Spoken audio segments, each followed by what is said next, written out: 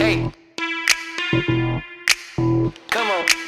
In this lesson, we are going to learn how to round off to the nearest 100.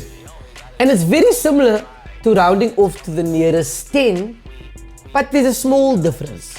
And the difference is, instead of rounding to the nearest multiple of 10, we now have to round off to the nearest multiple of 100. On the flip side, the rule still remains the same with a small change. So let's round off the number 163 to the nearest 100. So first thing we're going to do is we're going to see where 163 lays on the number line, because remember, when rounding off to the nearest 100, we have to see which multiple of 100 it lays closest to. So my guess is it lays somewhere over here. That's 163. If you look back, you will see 100, and if you move forward, you get 200. So 163 lays between 100 and 200. Okay? And we can already see that 163 lays closer to 200 than 100. But we can also apply the rule to double check and make sure, or use the rule as a standalone method to round off the number 163. So let's have a look. Step 1, because we are rounding off to the nearest 100, we have to find the number that is in the 100 place. So let's have a look. The 3 is in the 1's place, the 6 is in the 10's place, and the 1 is in the 100's place.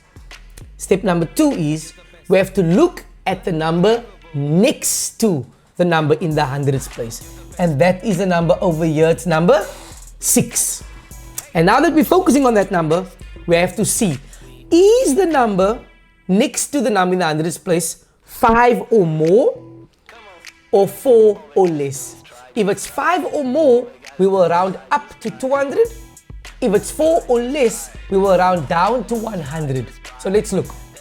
The number 6 is clearly more than 5, and therefore we will round up to 200. So what do? The number in the 100's place will increase by 1, so it becomes 2, and the numbers behind it will become 0. There we go.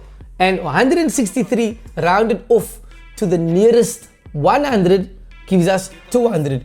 And like I said, when we look at the number line, we can see that 163 lays closer to 200.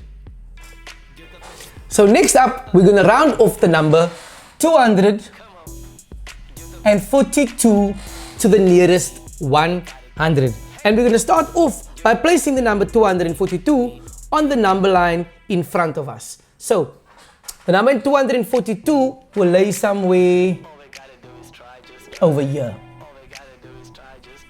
And the multiple of 100 before 242 would be 200. And the multiple of 100 after 242 will be 300. And just by looking at the number 242 on the number line, we can already see that 242 lays closer to 200 than it does to the number 300. But let's use the rule to check and round it off to the nearest 100. Step number 1 is find the 100's place in the number 242. 2 is in the 1's place, 4 is in the 10's place, and 2 is in the 100's place. Step 2, look at the number next to the number we are focusing on. So that will be the number 4. Now we need to check, is the number next to it 4 or less or 5 or more? If it's 4 or less, then we will round down to 200.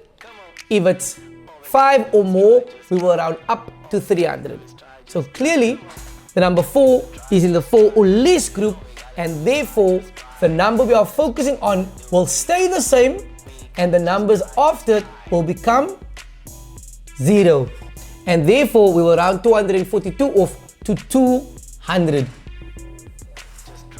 Lastly, we're going to round the number 350 to the nearest 100.